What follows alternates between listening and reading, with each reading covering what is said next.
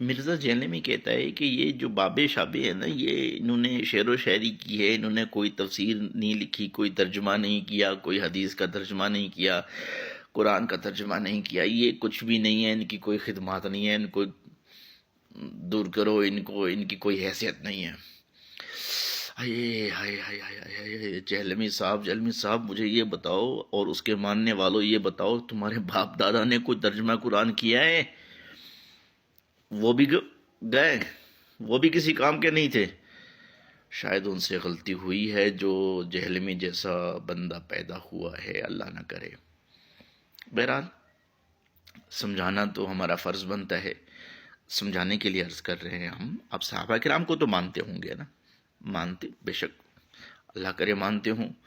صحابہ کرام میں سلمان فارسی رضی اللہ تعالیٰ عنہ ہیں، انہوں نے کوئی تفسیر نہیں لکھی، انہوں نے کوئی ترجمہ قرآن فارسی میں نہیں کیا، لوگوں کو نہیں سمجھایا، حدیث کا ترجمہ نہیں کیا، لوگوں کو نہیں سمجھایا، حالانکہ سب سے بڑا حق تو ان کا بنتا تھا۔ تو کیا اب نعوذ باللہ ان پر اعتراض کر دیں کہ انہوں نے کچھ نہیں کیا، وہ کوئی شے نہیں، وہ غلط کر گئے، نعوذ باللہ ان کی کوئی حیثیت نہیں ہے؟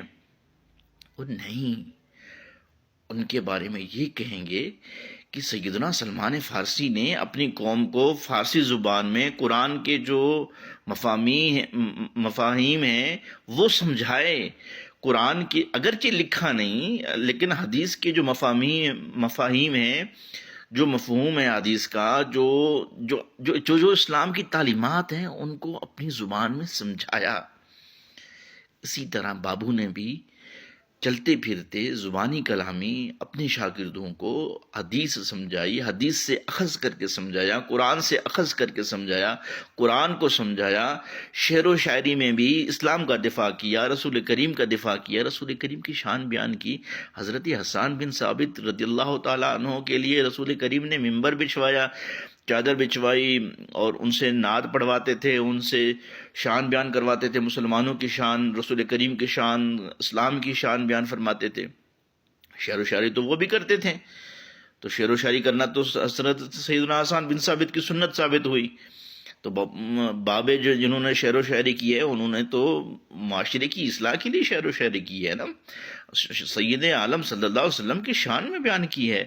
قرآن کی فہم میں قرآن کو سمجھانا ایک طریقے سے طریقہ ہوتا ہے نا، ایک طریقے سے سمجھایا انہوں نے معاشرے میں۔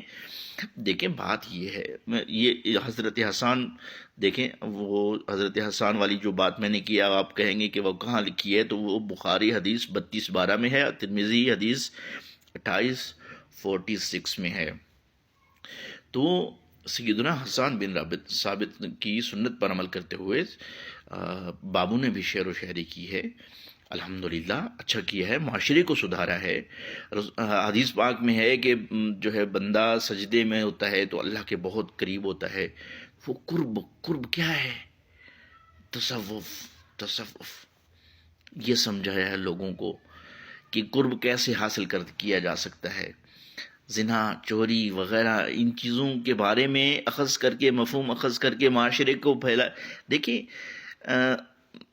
یوں سمجھیں کہ معاشرے میں اس وقت قرآن کے ترجمے اور حدیث کے ترجمے وغیرہ کافی کچھ، بہت کچھ، سب کچھ ہو چکا تھا، بہت کچھ ہو چکا تھا، لیکن جو اصل مسئلہ تھا کہ اس کو نافذ کیسے کیا جائے، لوگوں میں اس کے ذہنوں میں کیسے بٹھایا جائے، تو وہ کام بڑی ایک ریزی سے، بڑی محنت سے صوفیاء کرام نے کیا ہے، بابوں نے کیا ہے۔ وہ قرآن کو سمجھایا ہے، قرآن کی آیاتوں سے مفہوم نکال کر شعر و شاعری کی صورت میں سمجھایا ہے۔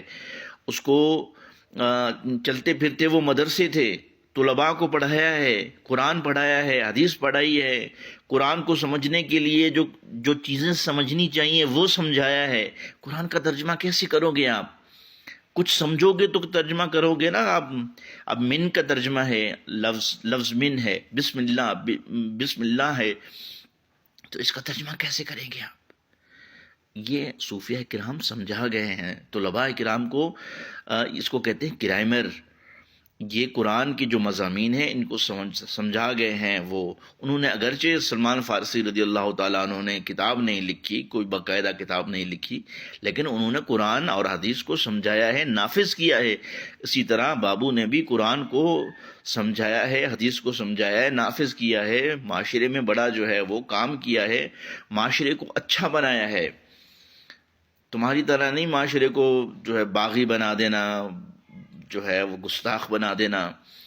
کیوں؟ ہاں گستاخ، یہ حدیث پاک ہے، حدیث پاک ترمذی شریف کی حدیث نمبر 19 ہے کہ جو ہمارے بڑوں کی عزت نہ کرے، تعظیم نہ کرے، وہ ہم میں سے ہی نہیں ہے، وہ مسلمان ہی نہیں ہے، جہنمی. اب مرزا جہنمی کوئی کہے تو بنتا تو ہے. تو کوئی سیدنا خالد بن ولید رضی اللہ تعالیٰ عنہ کی سنت پر عمل کرتے ہوئے للکارے، جہاد کا علم بلند کرے، کوئی سیدنا دیگر صحابہ کرام کی طرح قرآن و حدیث کے علم کو پھیلانے کے لیے پھیلائے، صرف پھیلانا، سمجھانا، پھیلانا. کچھ صحابہ کرام فتویٰ دیا کرتے تھے، مخصوص صحابہ کرام ہوتے تھے، وہ صرف فتویٰ دیتے تھے، ان کا کام فتویٰ. دوسرے صحابہ کرام کو اجازت نہیں تھی فتویٰ دینے کی. تو کچھ علماء ہونے چاہیے جن کا کام فتویٰ نویسی ہونا چاہیے، وہ قرآن و حدیث سے اخذ کر کے فتویٰ دیں گے. کچھ ہوں گے جو قرآن و حدیث کو صرف بیان کریں گے، ان کا تھوڑا سا جو مفہوم معنی بنتا ہے وہ بیان کریں گے، ان کا کام فتویٰ دینا نہیں ہوگا. کسی کا کام جو ہے وہ تصوف ہے، تصوف. ویسے کرنی رضی اللہ تعالیٰ عنہ، صحابہ کرام، سیدنا صدیق اکبر، اول کتب ہیں وہ، اول کتب.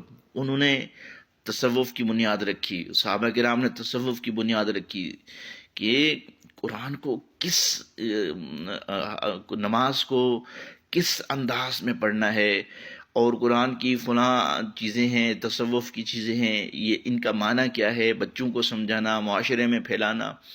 تو کوئی سلمان فارسی کی سنت پر چل رہا ہے، کوئی خالد بن ولید کی سنت پہ چل رہا ہے، کوئی فقہا صحابہ کی سنت پہ چل رہا ہے، کوئی محدثین کی سنت پہ چل رہا ہے، کوئی کس سنت پر چل رہا ہے، کوئی کس سنت پر چل رہا ہے. ہر محاذ پہ لڑ رہے ہیں دین اسلام کے لیے. آپ کی طرح نہیں ہے کہ بس ایک محاذ پہ آ گیا تو دوسرے محاذ والوں کو نفی کر دو، ان کی توہین کر دو. ایسا نہیں ہے، ہر محاذ پہ کام ہونا چاہیے. کچھ صحابہ کرام ہیں جنہوں نے فنون میں مہارت حاصل کی، کچھ صحابہ کرام تھے جنہوں نے تجارت میں مہارت حاصل کی اور بہت بڑے تاجر بنے اور بہت بڑا پیسہ کمایا، اسلام کے لیے خرچ کیا.